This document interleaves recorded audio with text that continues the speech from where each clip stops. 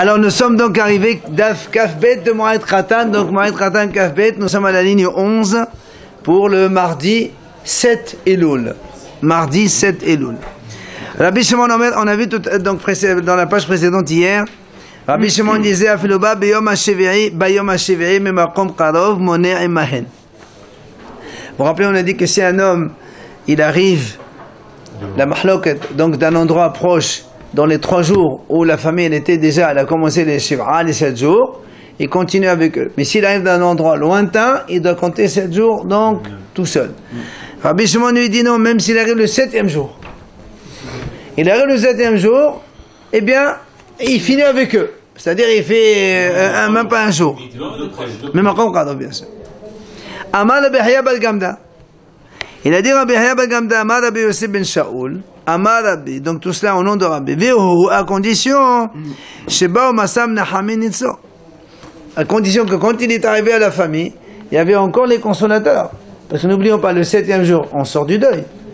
Quand est-ce qu'on sort du deuil? Quand on finit la tefila, le net, il y a les gens qui lui disent, ils font Sadok Adin, et Gamarno. C'est-à-dire, quand il arrive, il y avait encore les consolateurs qui étaient là. Mais si les consolateurs, ils sont partis, donc les autres, ils ont fini les 7 jours. Alors quand tu vas venir, tu vas pas dire, je finis avec eux, tu n'as même pas commencé avec eux.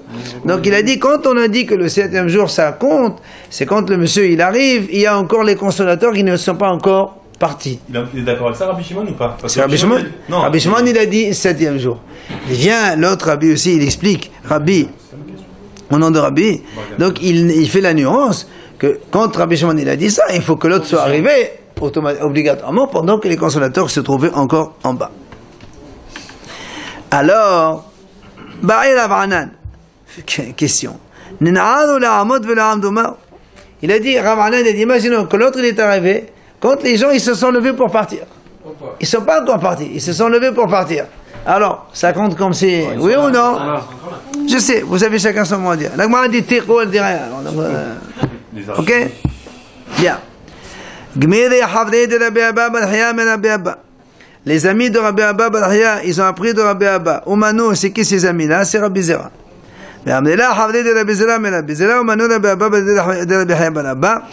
Donc tout cela, ils ont appris. Amar Rabbi Yohanan, Halakha ke Rabbi Shimon ben Gamliel, betrefot, Halakha ke Rabbi Shimon ba'avel. Il a dit donc, Rabbi Yohanan, il dit comme ça, là, comme Rabban Shimon ben Gamliel dans la tarefot, on va voir le sujet de la Gemara de quoi il parle, et comme Rabbi Shimon dans le Havel, c'est-à-dire notre cas, nous, c'est ce qu'il dit. Que Rabbi Shimon ba'avel hade amran, comme on vient de dire nous, que s'il arrive au 7e jour, donc il peut continuer avec eux, il termine avec eux le jour même. Que là-bas, Shimon ben Gamliel baterefot, c'est quoi ce sujet de tarefot? Ditnan, le méchant enseigne là-bas, ça doit être dans Holin, ça. Si on tue une bête et on trouve que les entrailles, il y a un trou dans les entrailles, normalement c'est tarif. Seulement il dit, il y a une sorte de quand il y a une inflammation, il y a une sorte de liquide. Non, c'est pas le genre, c'est le liquide qui bouche le trou. Une sorte d'un liquide inflammatoire, comme du pu ou autre chose. Alors il dit que c'est kasher. Si le trou il est bouché par ça, ça devient kasher. Devenir là-bas, c'est sont les parents de Rabbi Shimon ben Gamliel, et c'est ce qu'on a dit là, la est comme lui. La Gemara dit, c'est quoi cette leha, c'est quoi ce liquide là dont tu parles? Amar Rav Kahana, shirqa de me'ayad nafeq agav dohqa. Il dit, c'est un petit peu le liquide qui sort des intestins quand on presse. Quand il y a une inflammation, tu appuies, ça sort un peu le liquide inflammatoire. Ben, c'est un petit peu la même chose. Amar Mandehu. La Gemara dit, il y avait un haram, Mandehu, on n'a pas cité son nom, qui a dit, Izke ve'esak ve'agmana l'eshmata me pour me démarrer. Je prie à Hachem que je puisse mériter et monter en Israël, et j'entends cet enseignement du maître lui-même qui a enseigné cela. Alors, effectivement, qui s'allait, il est monté en Israël. Il a trouvé, donc, Rabbi Abba, le fils de Rabbi Yahya ben Abba. Amar lui a dit, Amar mort, est-ce que tu as bien dit, Halakha que Rabban Shimon ben Gamliel batrefot? Tu as bien dit que la halakha est comme Rabban Shimon ben Gamliel dans cette notion de tarif qu'on a vue. Amale, il lui a dit, Ana en halacha amle que Rabbi Shimon. Il dit, monsieur, moi j'ai pas dit la halakha comme Rabbi Shimon. Au contraire, j'ai dit non, la halakha n'est pas comme Rabbi Shimon. Alors il continue à lui poser une deuxième question. Quel Rabbi Shimon ba Avel Maï? Alors quand ce qu'on a dit que la halakha est comme Rabbi Shimon dans le Avel, qu'est-ce que tu dis toi? Amale plurtaninhu. Il a dit dans ça, il y a mahloket. C'est-à-dire, d'Itmar, Rav Hasda Amar halakha, Bechen Amar Rabbi Yochanan halakha, Rav Nachman Amar en halakha. La Gemara dit, il y a mahloket ici, est-ce que la halakha est comme Rabbi Shimon dans le Avel ou pas? Qu'on a dit nous, quand il arrive le 7e jour. Donc c'est comme si qu'il a fait 7 jours et il se lève avec eux. Il y a ici deux avis. Rav Hasda et Rabbi Yochanan, ils disent oui, la halakha est comme lui. Rav Nachman lui dit non, la halakha n'est pas comme lui. Maintenant, la Gemara elle-même, elle fait la conclusion. La halakha, elle n'est pas comme Rabbi Shimon Gamliel dans le Taref.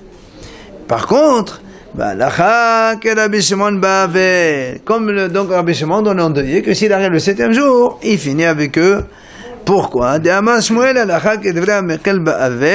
Ça, on l'a vu souvent. Donc, quand on est dans les notions de deuil, on est toujours donc Mikhil, on est plutôt souple, et c'est pas ça qu'on a comme Rabbi Shimon.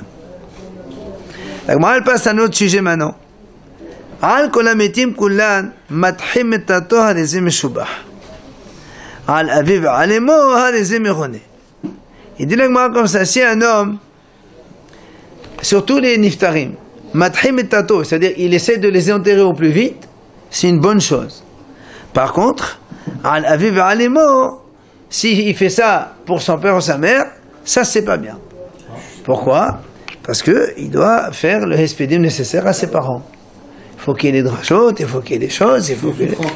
Pour les autres, hein? Pour les autres, non? Nous, on a un principe. Le niftar, quand il est niftar, il faut l'enterrer au plus vite. Donc pour les autres, il n'a pas le hiyuv de faire hespédim, tout ça. Mais pour son père et sa mère, oui, il a hiyuv. Donc il doit essayer de faire en sorte pour qu'il y ait une grande... voilà. Il dit que tout le temps qu'il peut enterrer, il souffre. Absolument. Alors c'est pas bien de faire souffrir ses parents. Oui, mais pour le kavod, Rabbeinu Kadosh et les niftar, on verra donc tout bot là-bas, je sais pas, un jour, 2 jours, 3 jours, il est assez avant qu'on ramène tout le monde avant d'en enterrer. Ouais. Maintenant, Haya, Erev Shabbat ou Erev Yom Tov, si maintenant son père est niftar vendredi Erev Shabbat ou veille de Yom Tov, évidemment, Harizim Meshubah, même pour son père et sa mère, il faut l'enterrer le plus vite, c'est Meshubah, chez Enorosé, le Lervod Aviv Emo, évidemment.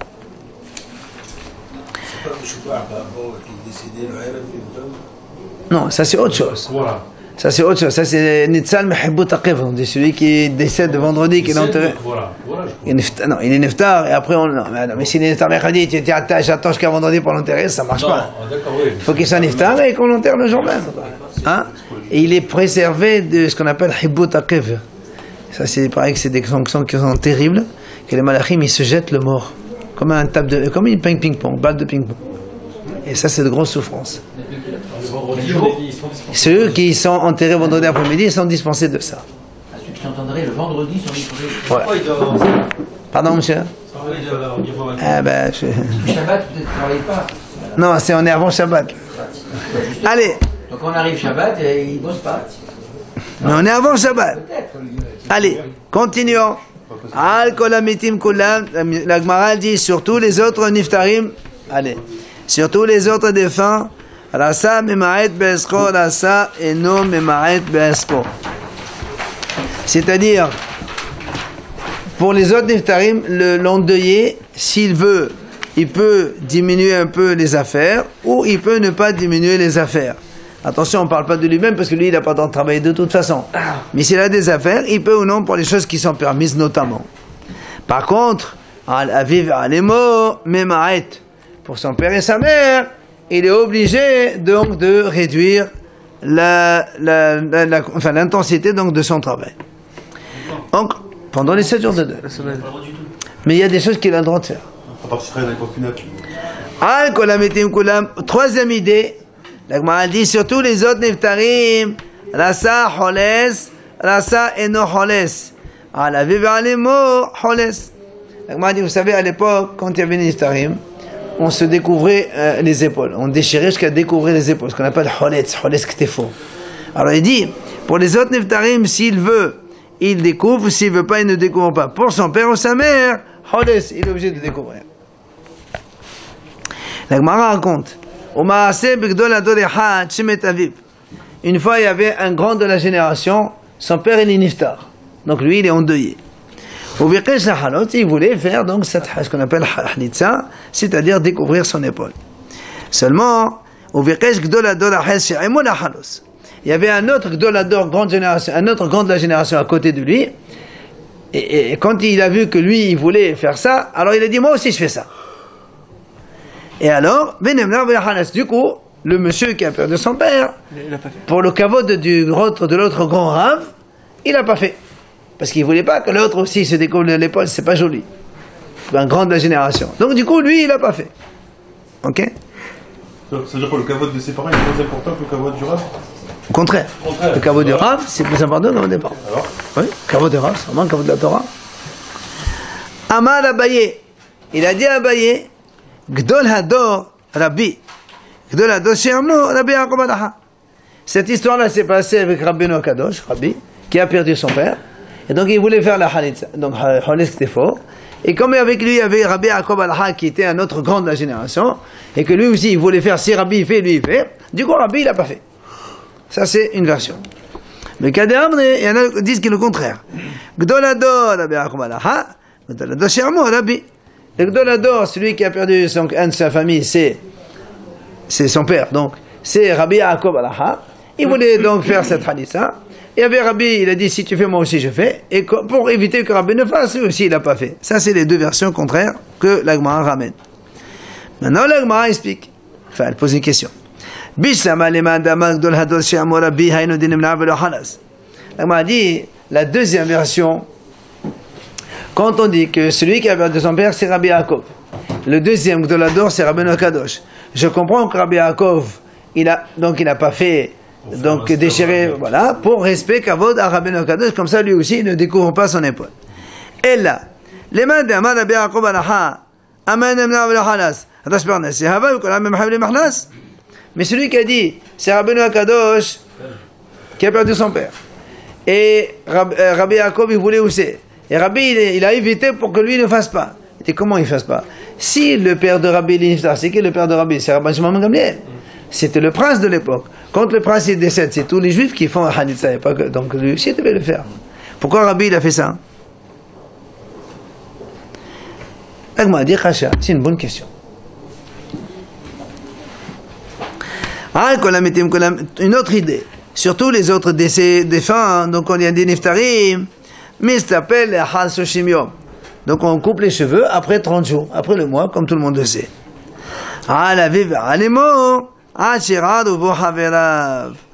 Ça suffit pas un mois. Pour le père ou la mère, il faut qu'il y ait deux personnes qui le grondent. C'est-à-dire lui disent tu es moche, ça suffit avec ces cheveux longs là, avec cette barbe là. Sinon il n'a pas le droit de se couper les cheveux, attention.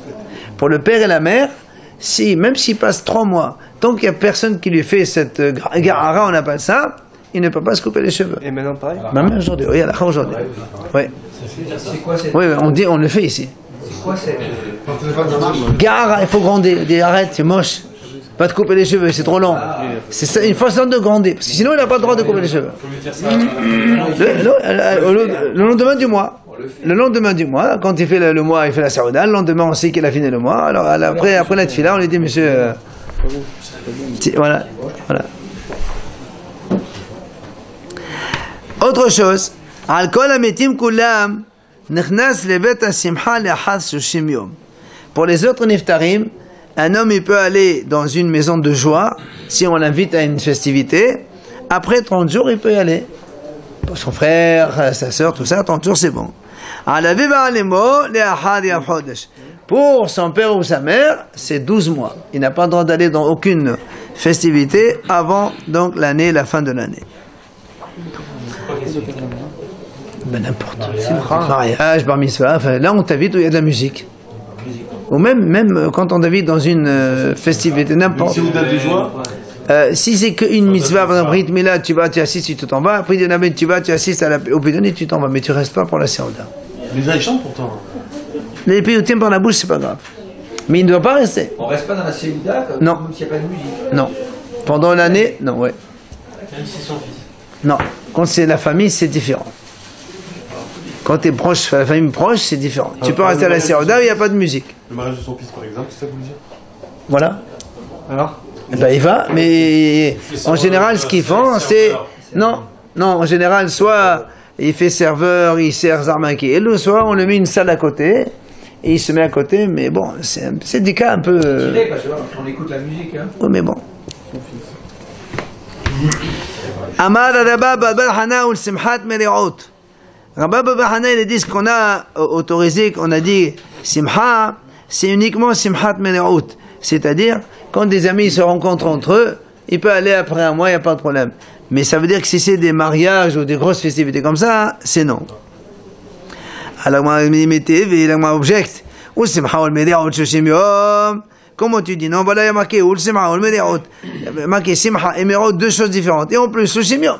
Après 30 jours, on a le droit d'y aller. Comment toi tu me dis non? Si c'est des mariages, par exemple, donc un mariage, on n'a pas le droit d'y aller. C'est la journée Pour ses parents. Meri'ot, c'est amitié. Simha, c'est une vraie Simha. Ria. Non, pour ses parents. Non, on ne parle pas de ça. Amemod matneachi. Donc, Amemod, il a enseigné cela. Amar alaba babahana ou simhat meri'ot, motalik anes le'eltar. Lui, il dit, quand c'est juste des amis entre eux qui font une petite fête, ça, il a le droit d'y aller même directement. Alors, on m'a dit comment? Pourtant, il y a marqué la Breta, il dit, il faut quand même attendre 30 jours aussi bien pour une amitié que pour une joie. Il dit la kasha. Il dit c'est différent. À l'époque, les gens ils étaient pauvres, pas comme aujourd'hui. Quand il t'invite à son mariage par exemple, tu lui dois le repas. C'est-à-dire, tu es obligé de lui rembourser un repas pendant ton mariage toi aussi, ou autre chose. On peut venir avec un carton de verre ou comme ça. Alors, ce qu'il dit ici, quand c'est lui qui va inviter les autres, il est obligé d'attendre un mois.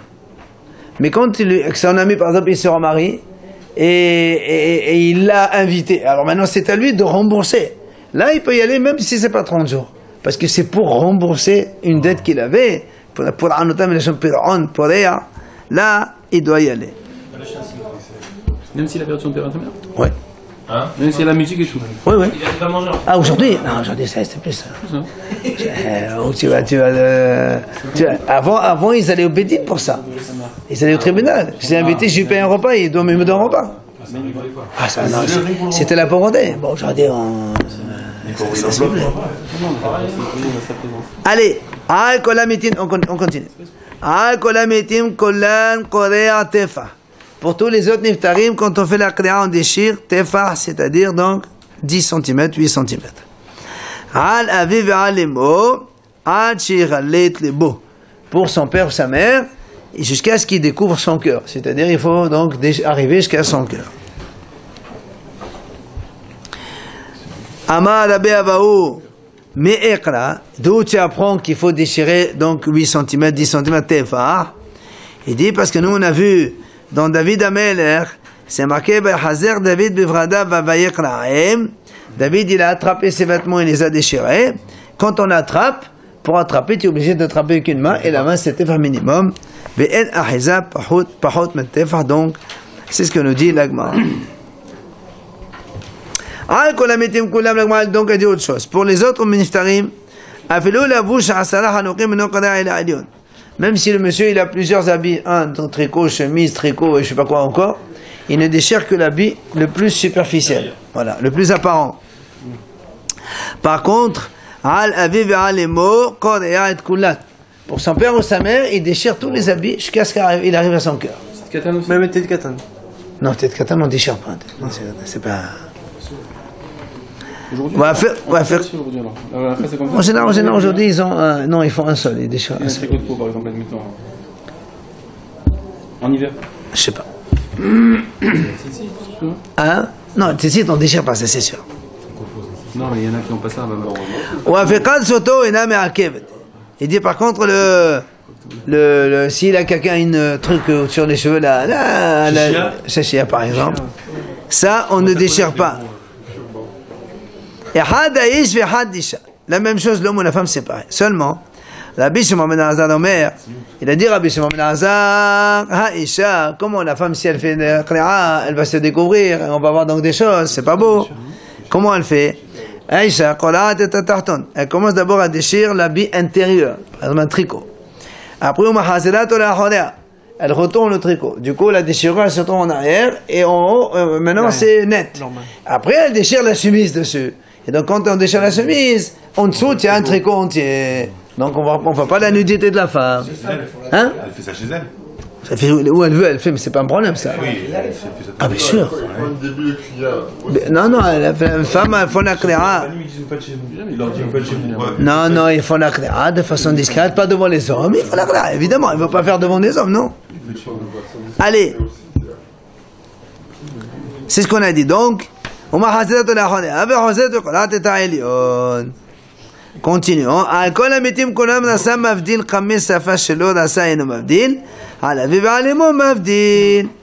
Il dit, pour les autres niftar, par exemple, il peut déchirer sur le bord du tricot de la chemise. C'est-à-dire que quand on déchire, c'est comme si que le tricot il s'est ouvert un peu plus et ça se voit pas vraiment comme si que c'était une qira'a. Par contre, pour le père et la mère, tu es obligé de laisser le col fermé et tu déchires en bas, comme ça on voit vraiment que c'est déchiré pour ça. Il y a des photos là-bas, ouais. Rabbi Yehuda Omer, kol qira'a she'eno mavdil qamis sava shelo eno ela qira'a shel tiflut. Lui, Rabbi Yehuda, il dit dans tous les cas, il faut obliger de déchirer en bas pour montrer que c'est bien une qira'a, sinon c'est pas une qira'a. Amar Rabbi Abahu, ma etam adi Rabbi Yehuda. Pourquoi Rabbi Yehuda dit ça? Il dit Rabbi Abahu, dirtiv, vayachazek bevradav, vayiqla'im nishnayim qira'im. Il y a marqué, il a attrapé ses vêtements, il a déchiré en deux. Mais machin, c'est les vayiqla'im, il y a deux, c'est nishnayim. Et là, c'est les qira'im kishnayim. Il dit, quand il a marqué, il a déchiré ses habits, s'il a déchiré ses habits, c'est aussi qu'il a déchiré en deux. Pourquoi il a marqué en deux? Et là, il faut que les gens voient que c'est déchiré. Alors, si tu déchires en haut, ça s'ouvre un peu, on voit pas que c'est déchiré, on croit que c'est comme ça, c'est naturel. Oui. Continuons. Al-Kol Amitim Kulan, Sholel el-Echad Shiv'a ou Me'achel el-Echad Sushim. Al-Aviv Alemo, Sholel el-Echad Sushim et Me'achel el-Olam. Il dit Chachamim pour les autres niftarim, quand il a fait la qira'a, après une semaine, il peut rapprocher les bords par une couture grossière. Mais après le mois, il peut carrément coudre l'habit et le remettre à l'état original. Pour les notre niftarim.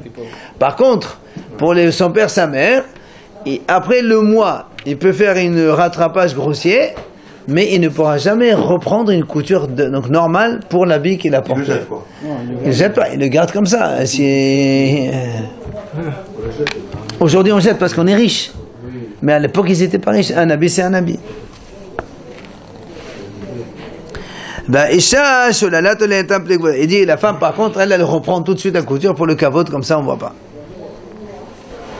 Qui a Taravin, quand il est venu à Rabbi Amar Rabbi Yochanan, il a dit au nom de Rabbi Yochanan, Al kol hamitim rasa korea bayad, rasa korea bekeli. Al aviv alemo bayad. Il dit à Rabbi Yochanan, donc pour les autres niftarim, s'il veut déchirer avec la main ou il veut déchirer avec des ciseaux ou un couteau, il fait. Pour son père, sa mère, il doit déchirer avec la main. Amar Rabbi Yahya Baraba Amar Rabbi Yochanan. Encore donc au nom de Rabbi Yochanan, il a dit, Al kol hamitim kulam. Mais bifnim. Comme on a dit, donc, pour les autres, il déchire l'habit intérieur. Son père, c'est l'habit extérieur qui est apparent, que les gens voient. S'il est habillé avec des habits qui coûtent cher, par exemple, est-ce qu'il peut se changer pour... Avant l'enterrement, parce que la qira'a, on a fait avant l'enterrement. Bien sûr. Il peut se changer. Bien sûr. Amar Rav Hasda, Vechen Lenasi. Rav Hasda dit la même chose pour un prince quand il est niftar, un grand rab de la ville, par exemple. Là aussi, on fait une qira'a, mais c'est à l'extérieur, dans l'habit extérieur.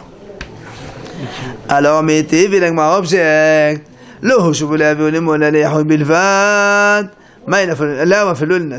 Comment on te dit que ici, que pour le prince, on fait la qira'a dehors comme le père et la mère. Pourtant, d'après elle dit, le père et la mère n'ont été mis en parallèle avec le prince que seulement pour les éhouilles, c'est-à-dire pour recoudre l'habit déchiré. Comme pour le père et la mère, on n'a pas le droit de recoudre, le prince non plus. Alors comment tu dis maintenant que pour le prince, il faut faire la déchirure donc à l'extérieur? C'est pas marqué. Là, les Valmenassi. Et moi, dit non, c'est que le prince qui a pas. Les autres, c'est vrai qu'ils n'ont pas été comparés au père et à la mère, mais le prince, pour cela, oui, il est comparé au père et à la mère pour ne pas donc avoir le droit de recoudre donc comme il faut l'habit qui a été déchiré. Si une personne descend dans la titre, il va faire comme les parents. Avelout. Ouais, c'est une.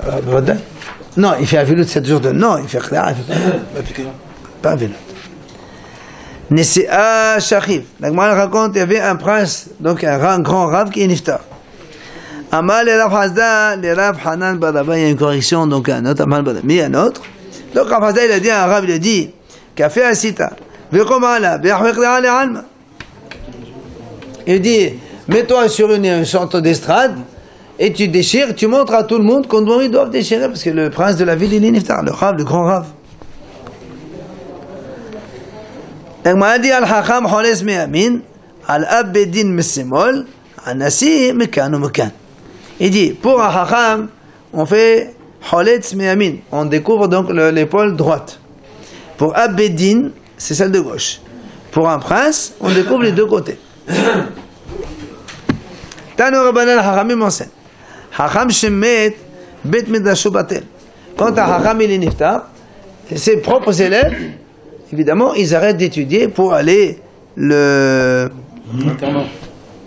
voilà, pour aller, ceux qui ont l'habitude d'étudier, donc étudier chez lui, donc ils arrêtent bien sûr d'étudier pour faire les shivra, pour faire le nécessaire.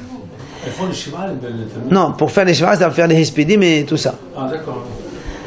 Abedin Shemet, quand c'est le Abedin, donc le chef du tribunal, Kol Batim Medashot Shebeadou Betelin Rasem Betakneset Shen Beroman.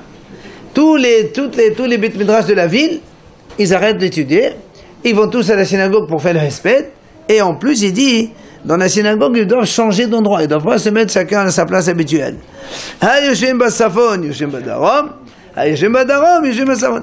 Ceux qui étaient côté sud, ils vont côté nord, ceux qui étaient côté nord, ils vont côté sud. Maintenant, Nasi Shemet, quand c'est le prince qui est niftar, Batem Medashot Kulan Betelin. D'abord, tous les Bétamidras, donc ils s'arrêtent d'étudier la Torah. Ou venez à Knesset, Nechnasin le Beta Knesset, Vekorin Shivra, Veyotzin. Il dit, et les gens, ils vont à la synagogue Shabbat seulement pour, c'est-à-dire, ils ne prient pas avec Minyan toute la semaine, que Shabbat pour aller sortir le Sefer Torah et lire les 7 montées. Après Veyotzin, ils sortent. C'est quoi, c'est tout le pays qui fait ça, Rabbi? Toute la ville dans laquelle il y a le prince qui est niftar. Bah oui, c'est le Nasi, le prince. Pourtant, le Abedin, il comprend peut-être tout à fait. Abedin, c'est une ville, c'est pas un pays, Abedin. Abedin, c'est la ville. Rabbi Ushua ben Kolcha Omer, il vient Rabbi Shamra, il dit, ne crois pas que quand on a dit, ils viennent pour écouter la Torah, la paracha, après ils sortent, ils vont aller se promener, pas du tout. Lo shilcho beitay lo bashur. C'est pas qu'ils vont partir se promener. Et là, yoshvin vedomin. Ils restent, ils disent pas un mot. Ils font la tfila, je pas compris. Ils font que le. Ils font le tabiahi. Ah ouais. Be'en omrim shmoa v'agada bebet ha'evel. Il dit, on ne dit pas des agadot dans la maison d'un endeuillé. Et la Gemara dit, Amro ala Rabbi Hanina ben Gamliel, Shaya omer shmoa v'agada bebet ha'evel. C'était dans les maisons d'œillet, ils disaient des chemins d'agadot. C'est ce qu'on fait aujourd'hui en fait. On dit un peu des vrais moussards, on dit des agadot dans la maison de l'ondé, pour un petit peu rappeler un peu tout ça, et pour essayer de faire. Hein. Vous avez dit il y a 2 minutes, on ne dit pas. Oui, c'est ce qu'il a dit. Et Rabbi Hanan et Ben Gamliel, il dit oui. Il dit oui. Et c'est ce qu'on fait aujourd'hui. Amno alav. Hein? Non, mais là on parle de dire des vrais Torah. Parce que nous on a dit, on n'a pas le droit d'étudier la Torah. Non, ici on a le droit de dire de la Torah pour. Une sorte de dracha pour l'État, des hispidim, quoi. C'est ce qu'on fait habituellement aujourd'hui. Voilà, on arrête là.